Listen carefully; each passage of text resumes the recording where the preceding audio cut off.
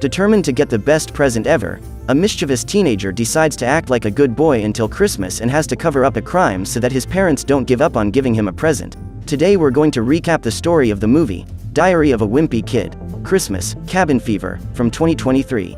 Like most American teenagers, for Greg Heffley, Christmas is nothing more than a celebration where you get lots of presents. The big problem is that in order to receive a gift from Santa Claus, you need to be on your best behavior throughout the month of December. However, it's hard to be on your best behavior at this time of year, as there are plenty of opportunities to play tricks on your friends and family.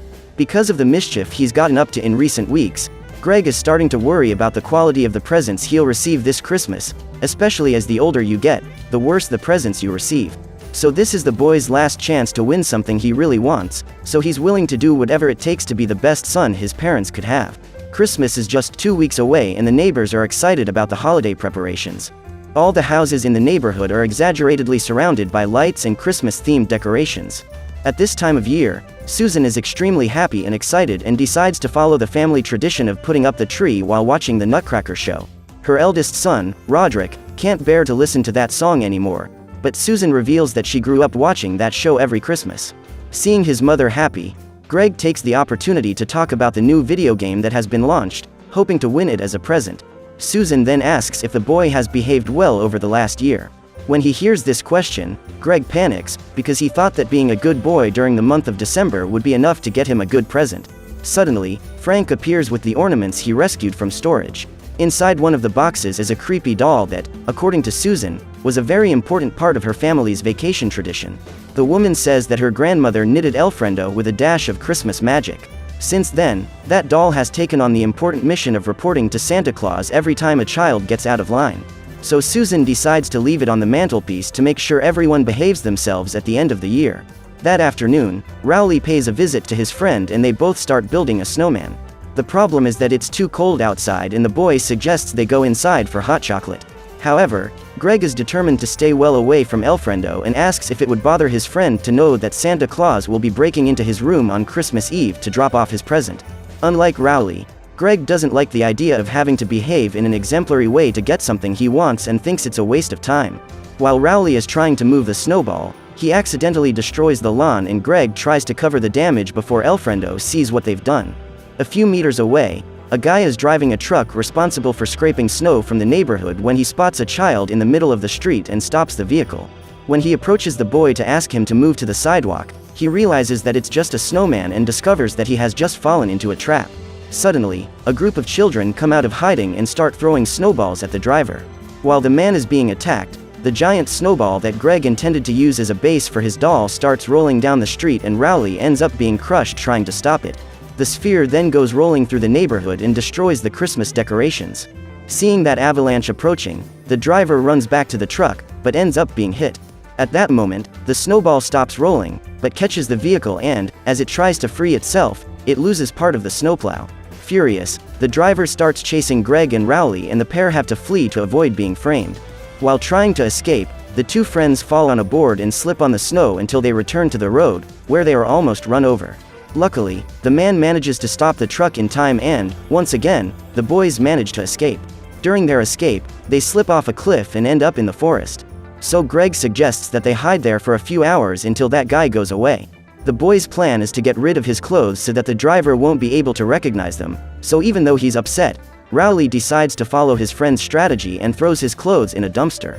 Hours later, when he gets home, Greg finds his mother and Susan asks where the boy's cap and scarf are. It was Aunt Lydia who sewed those items for Greg and knitted his name on the inside of the hat. When he hears this, the boy panics and plans to get his things from the dumpster before anyone finds them. However, Susan informs him that they are about to go on a family outing and, much to Greg's chagrin, Elfrendo accompanies them. Along the way, the family passes the garbage can where Greg discarded his hat and he discovers that the garbage can is actually where people leave toys to be donated to needy children. From inside the vehicle, the boy sees some town hall employees handing out posters with the image of the vandals who destroyed the town hall snowplow. The next morning, Greg and Rowley remove the posters in an attempt to avoid being identified and Greg asks if he can sleep at his friend's house for a few days while he waits for the dust to settle. However, Rowley remembers that the boy has been forbidden to sleep in his house since he destroyed the kitchen while trying to make chocolate pudding. At that moment, Greg tells him that the box where they discarded their clothes wasn't a garbage can, and they both decide to go there to get their clothes back. So the pair arrange to meet the next morning, because that evening Greg has an appointment with his parents. While he and Manny assemble a house made of gingerbread, Frank prepares for a snowstorm that, according to the news, will arrive any minute. Suddenly, Roderick appears with a poster in his hands, and Greg is afraid that his parents will recognize him in the image. Luckily, Susan doesn't even suspect that her son is involved in the attack, but Roderick is determined to find out who is responsible so that he can keep the reward. That evening, Susan plans to pack up the toys she has sorted to give to needy children and asks Greg to pick up the gift wrap. When he opens the cupboard, the boy finds the video game he so wanted to win for Christmas and is overjoyed, but decides to act as if nothing had happened. After helping his parents wrap up the toys, Greg goes to his room and starts imagining the moment when he has the video game in his hands. So he goes to sleep happy and, for a moment, forgets that he could end up in trouble if anyone finds out that he was responsible for destroying the truck used to clear the snow. The next day, instead of getting up at 6:30, as he had agreed with Rowley, Greg wakes up after 11 and discovers that there is a heavy snowstorm outside. According to the radio reports, the storm is set to continue until Christmas Eve, and the young man is beginning to worry about whether he will be able to get the clothes before the toys in the box are collected for donation. Worried, the boy decides to brave the storm and leave the house, but ends up being buried by a large amount of snow before he even manages to get out. So that night, after recovering from his cold, Greg calls his friend and they both try to come up with a new plan to avoid being caught. Since they can't leave the house until the storm has passed, Greg suggests that they stay hidden and keep their mouths shut so as not to arouse suspicion.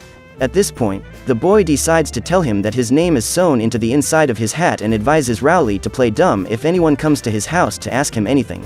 At this point, Rowley can no longer cope with the guilt of what he has done and decides to call the police to turn himself in.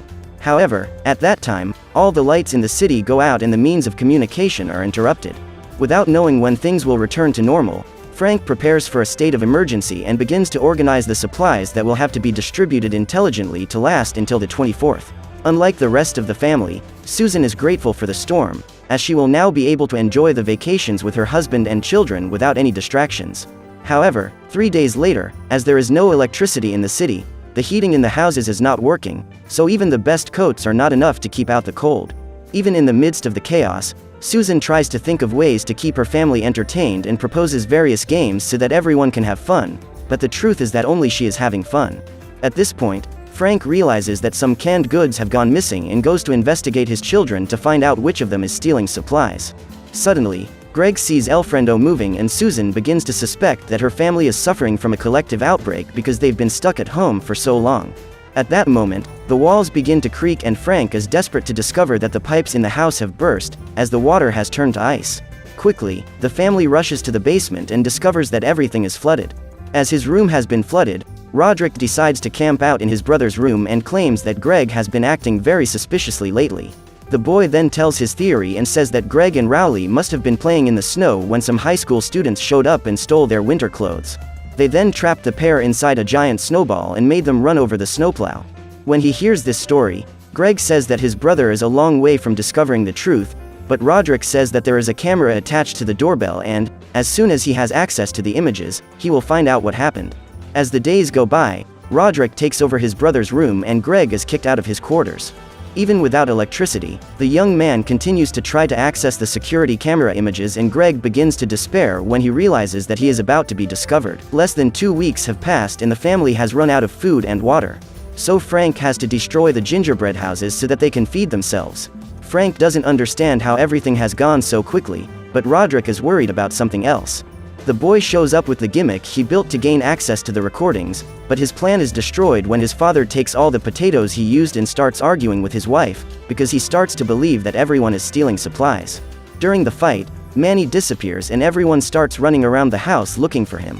The truth is that the youngest was eating hidden inside his closet and everyone discovers that this is where he hid the supplies he took. Furious, Frank ties the kid to a chair and everyone can enjoy their canned food again. To celebrate that family evening, Susan allows everyone to open a Christmas present and Greg is frustrated to discover that he has picked up a box containing a new scarf handmade by his Aunt Lydia. Just then, it stops snowing and the police car approaches the Heffley family home. When he discovers that the police are collecting donations of toys for needy children, Greg panics and soon begins to think that they will find his hat. If that happens, the boy believes that he and Rowley will be arrested and is completely terrified by the idea. So Greg says he's not feeling well and goes to his room, but the truth is that he's gathering all the objects he needs to sneak out and get his winter clothes before the cops find them. By this time, Rowley is already asleep and hears some snowballs hitting his bedroom window. The young man is frustrated to discover that it is not Santa Claus who is outside, but decides to join Greg on this new mission. After putting on his coats, Rowley climbs out of the window and follows Greg to the dump. Along the way, they have to hide from the police and, when they reach their destination, the pair start digging to find the box, as it has been buried by snow. When they finally find it, Greg asks his friend to hold his legs while he stretches to pick up the clothes. Just then, a vehicle approaches and Greg ends up falling into the dumpster. Terrified, Rowley decides to run away and leaves his friend alone behind. Then, after putting the pieces in his backpack, the boy realizes that this is the driver of the truck and is terrified. Luckily, the man doesn't recognize him and just asks what the boy is doing there alone on Christmas Eve. Immediately, Greg replies that he went there to clear the snow and make sure the police find the box of gifts to donate. The driver then reveals that he went there to do the job and thanks the boy for sparing him the trouble. The man then offers Greg a lift home and, while taking the boy home, asks him what he's getting for Christmas. Just then, Greg says that his mother has bought him a new video game and the driver reveals that his son has also asked for a video game as a present. However, he won't be able to give Tyler the present he'd like this year and will have to do a lot of extra work if he wants to buy the video game next year. When asked about the toys destined for charity, the man says that the police will distribute them that night and reveals that many families depend on those donations, including his own. When he arrives in front of his house, Greg says goodbye to the driver and, as he gets out of the vehicle, his hat falls off his backpack. At that moment, the man realizes that he is the boy who destroyed his snowplow, but he tries to act naturally and leaves after wishing Greg and his family a Merry Christmas. Just as the young man is about to enter his house, the city's electricity comes back on and all the lights in the neighborhood turn on in sync, illuminating everything around. At this point, Greg is relieved to see his family happy again and goes into the house to celebrate with them. However, when he sees his brother wearing the hat he had lost, Roderick gathers the last bit of information he needs to conclude his theory and discovers that his brother is the guy on the wanted poster. Tired of lying, Greg decides to turn himself in and says that he was the one who damaged the town hall snowplow. The boy reveals that it was all an accident and happened when he and Rowley were trying to build a snowman. When they saw what they had done, the boys got scared and ran away. After hearing this, Susan and Frank realize that a car has stopped in front of their house and Greg begins to think that the driver has snatched him. Immediately, Roderick asks his brother to run out the back door and says he will distract the police while Susan takes the boy away. Seeing his relatives desperate to get rid of the evidence that could be used to incriminate him, Greg decides to turn himself in and pay for his mistake. However, when the boy goes to talk to the police, Susan interrupts him and asks why he's there. The officers then reveal that they are going through the neighborhood to collect the toys intended for donation, since, thanks to the snowstorm, people were unable to go to the collection centers. Upon hearing this, the whole family is extremely relieved and Greg asks for a favor. Instead of keeping the video game his mother bought him, he decides to give it to Tyler as a present and asks the officers to deliver the device directly to the boy. That night, Greg finally manages to get rid of Elfrendo and throws him in the garbage can, but everything indicates that the doll will be back next Christmas.